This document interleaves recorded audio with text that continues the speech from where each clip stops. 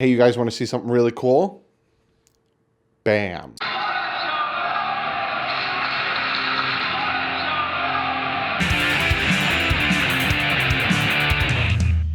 What is up, Finn fans? If you can tell by this luminescent shelving behind me, I put new lights in, sprucing up the little DouglieDoWrong studios. I actually can change it to orange if I want to. I might keep it orange because I feel like the dolphin blue is a little too distracting for you guys, so I might pop it over to orange.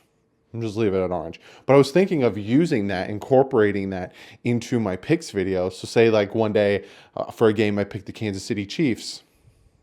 It's pretty cool, huh?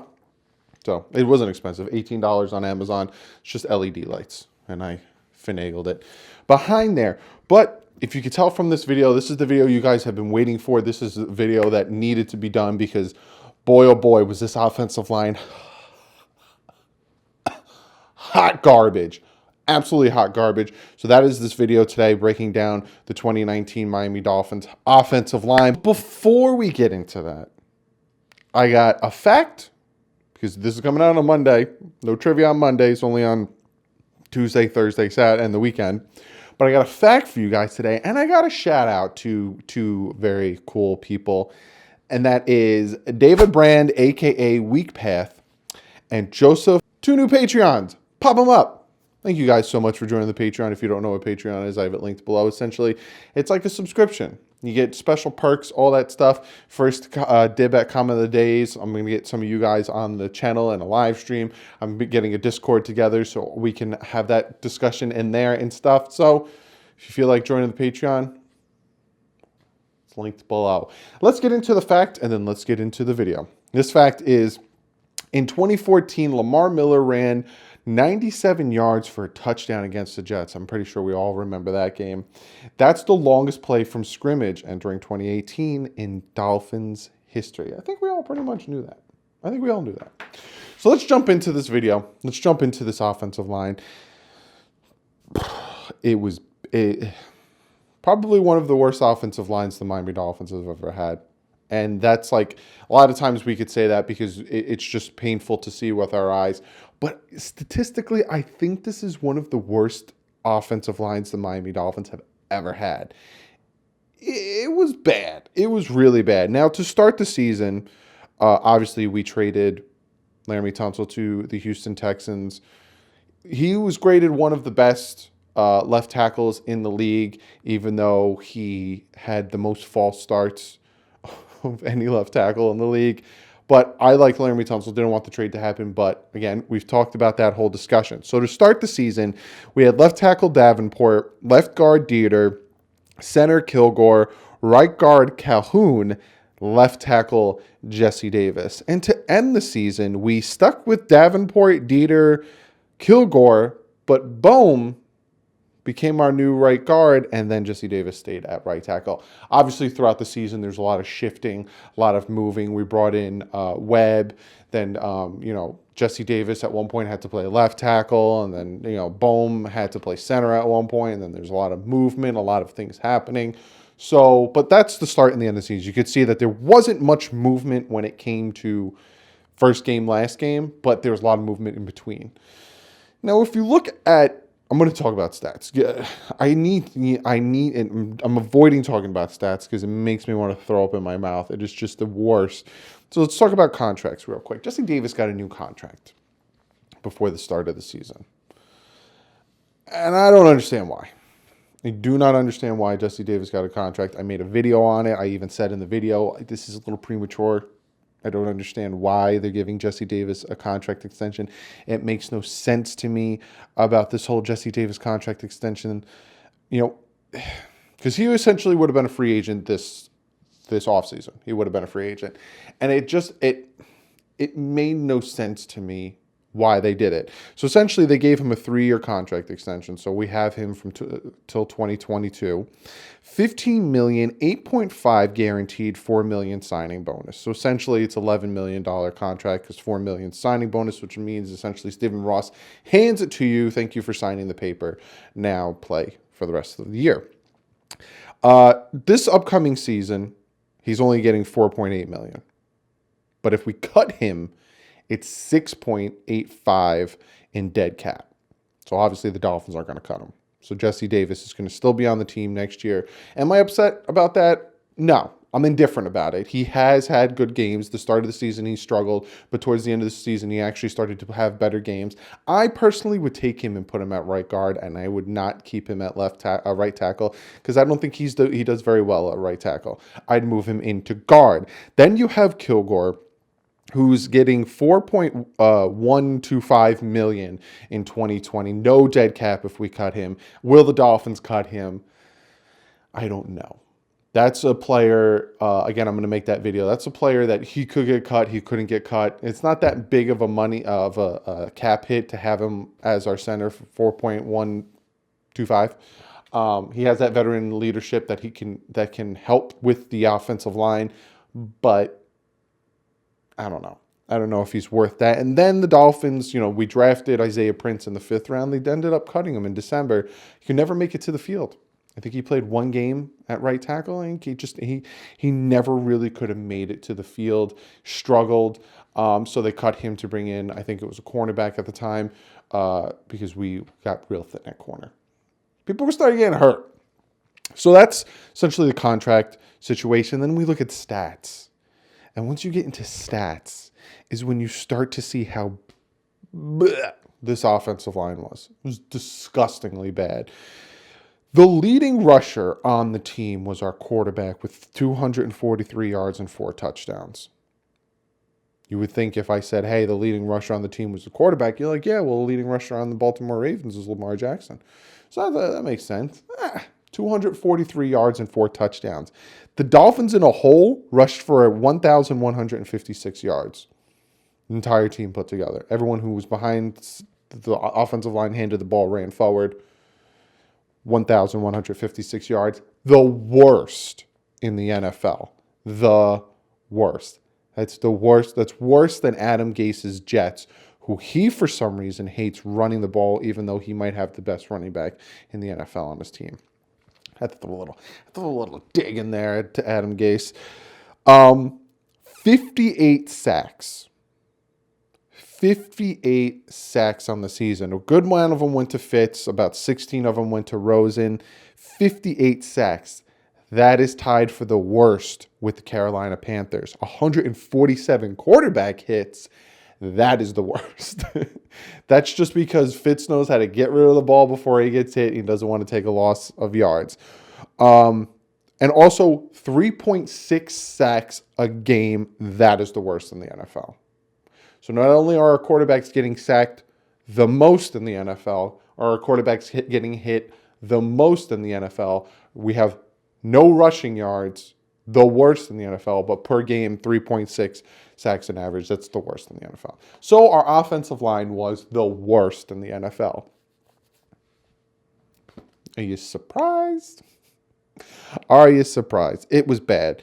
Now, looking at this offensive line, there's some pieces that I want to see what could happen. Now, again, I'm not saying don't sign free agents, don't draft offensive linemen, because if I had that mentality, if I had that thought in my head, I would delete my YouTube channel, because it would make no sense for me to have this channel and talk to you guys about football, because I'd have no football knowledge if I thought that. But Dieter and Bohm, I like them. Now, are they starting caliber guards? Are they, some of the best guards? Would I ride with them going into 2020? No. I want them to compete with whoever we draft or sign. But I like them. I don't hate them, especially Dieter. I feel like he has an upside that he needs to work on his pass blocking. Bohm, or Bam, I think it's Bohm. I like him too. So when I'm looking at the offensive line, again, I'm not saying I don't want to bring people in, because it would be the stupidest thing anyone could ever say. I like them as depth. They're very good for depth. They're not good for starting. No one on this offensive line is good for starting, even Jesse Davis. But again, I'd kick him into right guard. he doesn't need to be a right tackle anymore. So when it comes to what would you do for a Klondike bar, Doug, I would have a better offensive line because I can't even eat the Klondike bar when I got a defensive end crushing into my face. We look at free agency. You got Brandon Scherf from the Redskins, you got Conklin from the Titans, and you got Bulaga, the right tackle from the Packers. Now, I would talk about the Costanza from the Colts, but there's rumors going around that he's going to retire. And if you're at the age where you're thinking you're going to retire, I don't want you on the team. That's also a reason why I wouldn't really, besides if the Dolphins like a fourth or later is what I would give up for Trent Williams. But I'm hearing that now that Ron Rivera is with the Redskins, that relationship is trying to mend itself. So if you're old enough that you're thinking of retiring, there's no point in you being on the team because this is a rebuild and this is a slow rebuild and we're doing it right. So there's that. So like I said, Scherf, Conklin, Bulaga. But where you now, I totally 1,000%, I feel like one of the big free agency signings that the Dolphins are probably going to do is one of these guys. Maybe even someone I didn't name. Maybe even trading for one of them. Someone that I didn't name specifically. Because the Dolphins need to address the offensive line everywhere. Now, defensive line is my next video, because if you ever look at depth chart, it starts with quarterback, running back, wide receivers, tight end, offensive line. Then goes defensive line, linebackers, corners, safeties. So that's the reverse way I'm going. So defensive line, edge rushers, that's another video that's coming out this week. But when it comes to this team, you need some veteran leadership on that defensive line. So I am bringing in at least one or two top name offensive linemen. Doesn't have to be the top A level, B level, but the draft. I'm going to raffle off. Now, if you guys notice with like other like quarterbacks and wide receivers, even tight ends, running backs, I gave you like 3 or 4 names. Quarterbacks, I gave you a couple names, Herbert, Tua, all that junk. Running back, I gave you 3 names. I think wide receiver, I gave you 4 names. Tight ends, I gave you 3 names. I got about 8 names for offensive linemen that are just some of these names I'm interested in, and I would love the Dolphins to get him. Jedrick Willis, Alabama tackle. Andrew Thomas, Georgia tackle. Tristan Wirfs, Iowa tackle. Mekhi Becton, Louisville tackle. Josh Jones, Houston tackle. Isaiah Wilson, Georgia tackle. Austin Jackson, USC tackle, and Tyler Badaz, Wisconsin center/guard. Now, those are some of the top offensive linemen in this draft. I'm taking 2 of them. We can take 2 of them.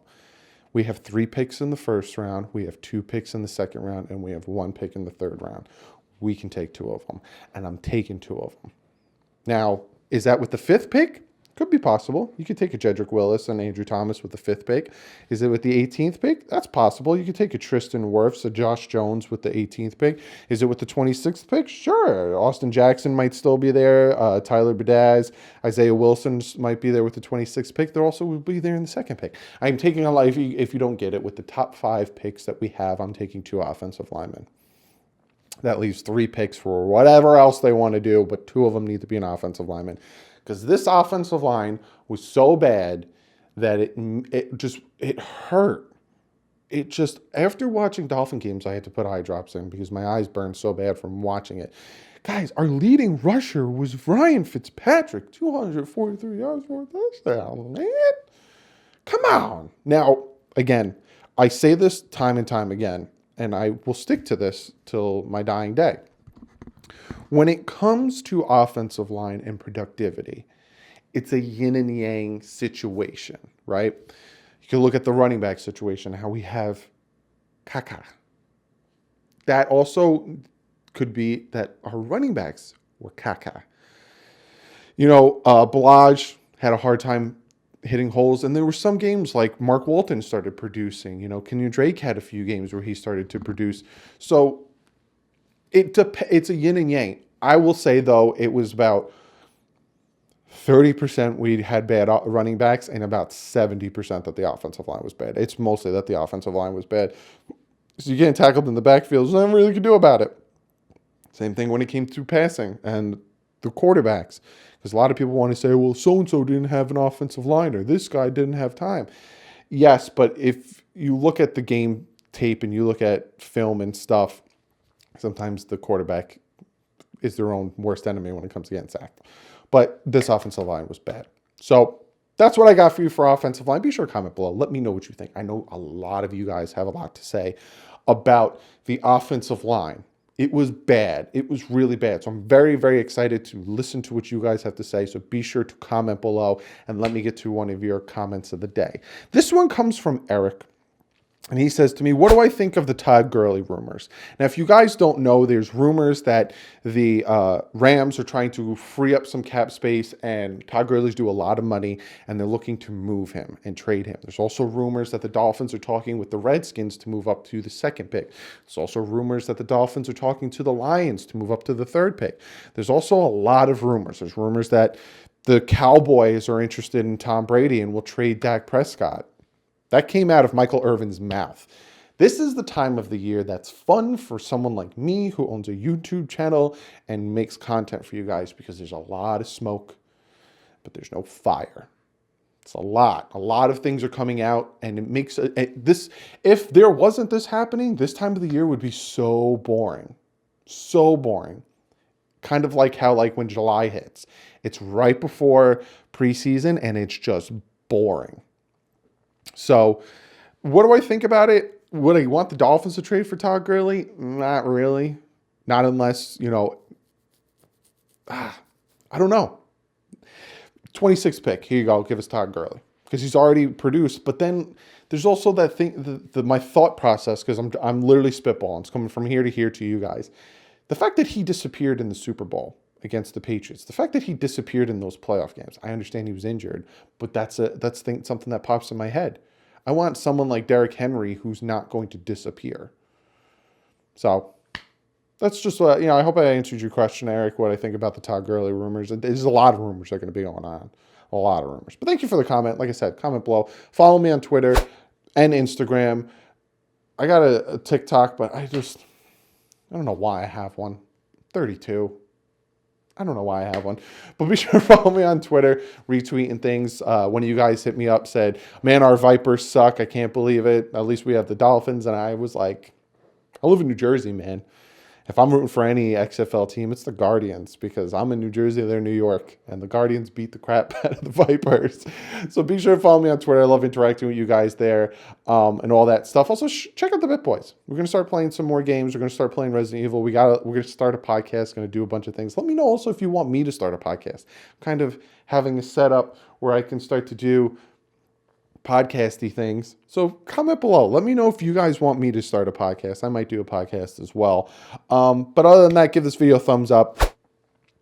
Guys, we're getting very close to the draft. We're getting very close to the free agency. If you guys don't know, March 18th is the start of free agency. It's the start of the new year. We're getting very close. I think we're almost about a month till then. Like I said, I got about 4 more videos of breaking down, and then I'm going to start doing mock free agency stuff. I'm going to talk about who I want to cut, who I want to sign. I got a lot planned for you guys. So give this video a thumbs up because you like the content and you like watching my videos. Check out DolphinsTalk.com.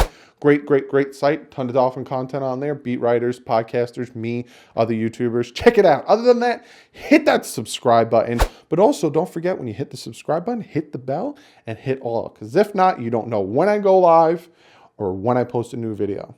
I like when you guys are there hanging out with me live, especially for the draft. Because I'm going live for the draft. I'm going live for a lot of things. So be sure to hit the subscribe button. Also hit the bell. Other than that, I will see you guys soon with the defensive line video. Or I haven't decided when I'm going to do my free agency mock. It's going to be soon. It's going to be before the 18th. I might do 1 or 2 before the 18th. But other than that, I'll see you guys in the next video. But like usual, stay classy. Fins up.